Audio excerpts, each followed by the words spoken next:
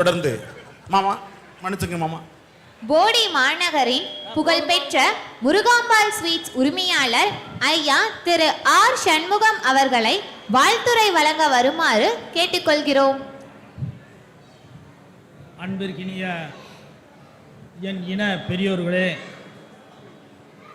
என் உதிரத்தின் உறவுகளான மாமன்மார்களே, மைத்துனர்களே, சகோதர பந்தங்களான அண்ணன்களே, தம்பிகளே, உங்களை இந்த தருணத்தில் சந்தித்து உரையாடுவதில் நான் மிக்க மகிழ்ச்சி அடைகின்றேன்.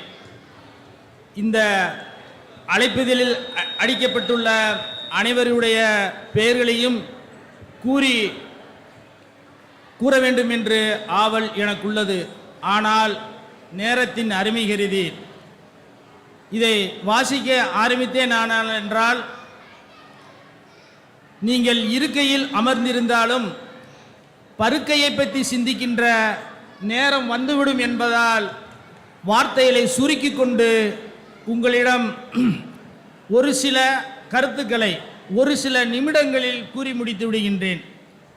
இந்த சங்கம் 50 ஆண்டு. இந்த சங்கம் 50 ஆண்டு என்றால் அதற்கு வித்திட்டவர்களை நினைவுபடுத்துகின்றோம். இந்த சங்கம் செய்த மிகப்பெரிய சாதனை என்றவென்றால் நடப்பில் பொறுப்பில் இருப்பவர்கள்.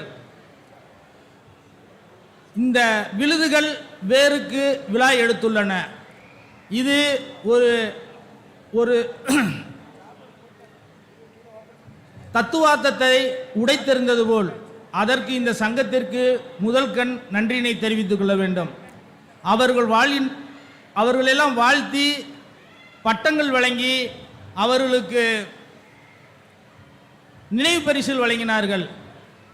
ஆனால் அனைவருமே ஆண்கள். இந்த ஆண்களுடைய சாதனைக்கு பின்புலமாக இருந்தது அவர்கள் குடும்ப உறுப்பினர்கள். அந்த அடிப்படையில் இந்த வெற்றி என்பது, இந்த விழா விருது என்பது அந்த குடும்பத்தை சார்ந்த பெண்களுக்கே ஆகும். இந்த விழாவை நடத்தி கொண்டிருக்கக்கூடிய தேனி நகர பொறுப்பில் இருக்கக்கூடிய தலைவர், எங்கள் குடும்பத்தின் மருமகனும் இந்த தேனி நகரத்தின் உறவுமுறை தலைவருமான திரு பஞ்சு நாகராஜன் அவர்கள் தலைமையில் நடைபெறுவது என்பது எங்களை பொறுத்தவரைக்கு, எங்கள் குடும்பத்தாரை பொறுத்தளவுக்கு மிகுந்த மகிழ்ச்சியை ஏற்படுத்துகின்றது.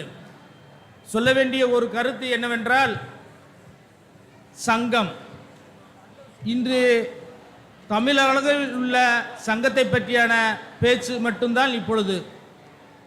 எல்லோரும் அண்ணன் எனக்கு முன்பு கூறிய பழனிவாசன் அண்ணன் கூறினார், தேர்தலில் நிற்க வேண்டும், 10 பேரை ஜெயிக்க வைக்க வேண்டும், பள்ளி கட்ட வேண்டும் என்று எண்ணுகின்றார்கள். ஆனால் அன்புக்குரிய அனைவரும் சிறிது அமைதியாக இருக்க வேண்டும் என்று கேட்டுக்கொள்கின்றேன்.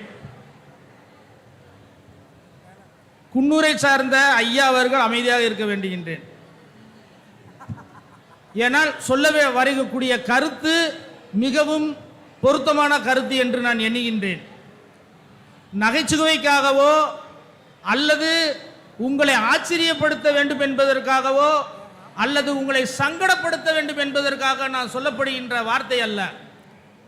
உணர்வு என்பது உள்ளுக்குள் அந்த இரத்தத்திலே வர வேண்டும் என்பார்கள்.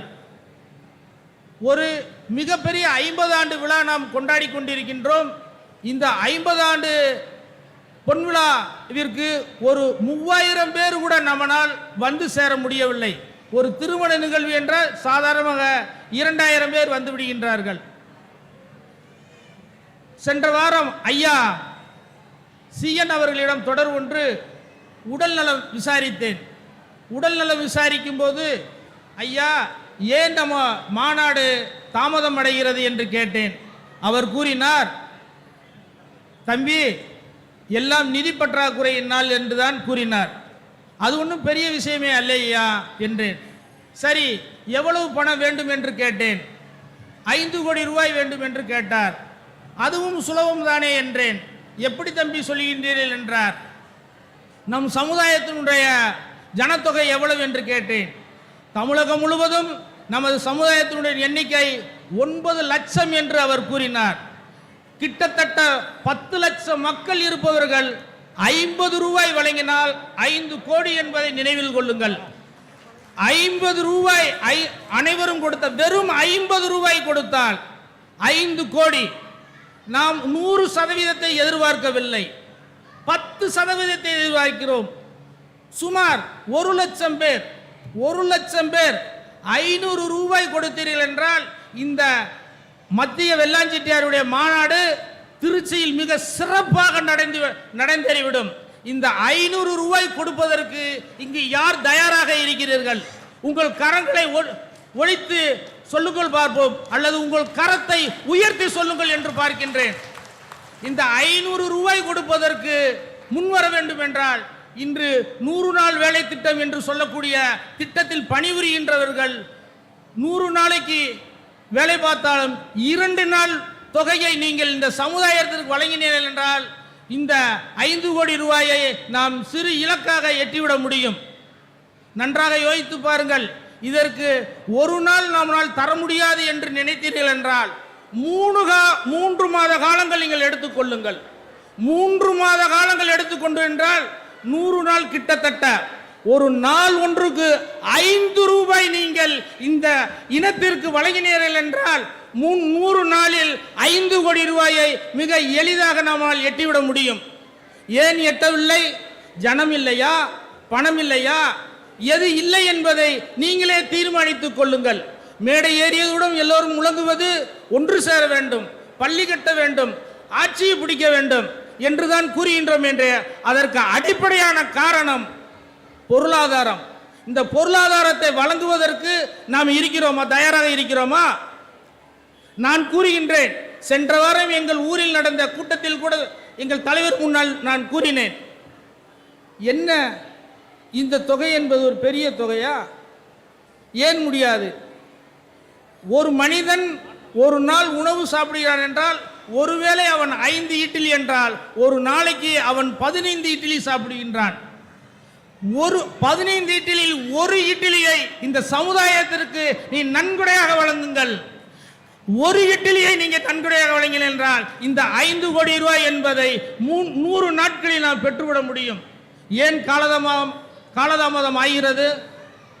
செய்வதற்கு முயற்சி இல்லை, முயன்றாலும் பலன் தருவதில்லை, கொடுப்பதற்கு மனமில்லை. யாருக்கு தருவது, எப்படி தருவது என்று ஏளன கேள்விகள், குத்தல்கள், குடஞ்சல்கள் இப்படியெல்லாம் இருந்தால் நாம் சமுதாயம் என்று முன்னேறும். நீங்கள் நன்றாக யோசித்து பாருங்கள். கூடுகின்றோம், கொண்டாடுகின்றோம், மகிழ்ச்சி அடைகிறோம். அனைத்தும் இருந்த போதிலும் கூட நான் இன்னும் கூட எளிமையாக சொல்லுவேன், புகைப்பிடிக்கும் நண்பர்களாக இருந்தால் நீங்கள் அன்றாக புகைப்பிடிக்கும் சிகரெட்டில் ஒரு சிகரெட்டை நண்பனுக்கு கொடுத்தது போல் இந்த சமுதாயத்திற்கு கொடுங்கள். 100 நாள் கொடுத்தீர்கள் என்றால் 500 ரூபாய், 500 ரூபாய் என்றால் 5 கோடி 100 நாளில். டீ குடிக்கும் நண்பர்களா, நீங்கள் 5 டீ குடிக்கிறீர்கள் என்றால் ஒரு அரை டீயை சமுதாயத்துக்காக கொடுங்கள். அப்போது இந்த சமுதாயத்திற்கு பண தேவையான பொருளாதாரம் ஈட்டிவிட முடியும்.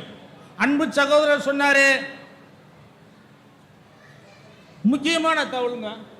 நீங்க யோசிச்சுக்கிறோன்னா, என்னை யாரு கோவிச்சாலும் நான் சங்கடப்படல. நேரம் என்பது என்ன? எல்லோரும் பேசுறான், வாய்களியே பேசுறான். சமுதாயம் வளரணும். உனக்கு எப்படிமா 10,000 ரூபாய் கொடுத்தாங்க? உனக்கு எப்படி 10,000 ரூபாய் கொடுத்தாங்க? கல்வி அறக்கட்டளை அதற்கு ஸ்பான்சர் பண்ணக்கூடிய ஆட்கள் இருக்கும்போது தானே உனக்கு அந்த நிகழ்வு ஏற்படுகிறது. மறுத்து விட்டால் கிடைக்குமா? மறுத்து விட்டால் முன்னேற முடியுமா? சமுதாயம் என்பது வளர வேண்டும் என்றால் பொருளாதாரம் வேணும். பொருளாதாரத்தை வழங்குவதற்கு திட்டம் வேணும். திட்டத்தை செயல்படுத்துவதற்கு ஆள் வேண்டும். ஆள் இருக்கும்போது அதை கொடுப்பதற்கு மனம் வேண்டும். மனம் இல்லாதவர்கள் வைத்துக்கொண்டு கோவித்துக் கொள்ளக்கூடாது. எப்படி இப்படி கூறுகிறீர்கள் என்று சொல்லி பணம் கொடுப்பதற்கு மனம் வேணும். தினசரி 5 ரூபாய் 100 நாள் கொடுங்கள். 100 நாள் கொடுத்தால் இந்த திருச்சியில் நடக்கக்கூடிய நம்முடைய வெற்றி மாநாட்டை சிறப்பாக நடத்திவிட முடியும் என்று கேட்டுக்கொள்கின்றேன். இருந்தபோதிலும் தலைமை ஐயா, நான் யாருடைய பெயரையும் குறிப்பிடவில்லை, மன்னிக்கவும். காலத்து நேர்மையிலிருந்து ஏற்கனவே நோட்டீஸ் வேறு கொடுத்துட்டாங்க, உங்களுக்கு டைம் முடிஞ்சு போச்சு அப்படின்னு சொல்லி. ஆனால் நான் சொன்ன கருத்து பொறுப்பான கருத்தாக இருக்கும்னு நான் எண்ணுறேன். நான் சொன்ன கருத்து சரி என்றால் நீங்கள் கரவொலி எழுப்புங்கள். தவறு என்றால் என்னை தூக்கி வீசி விடுங்கள். நன்றி, வணக்கம்.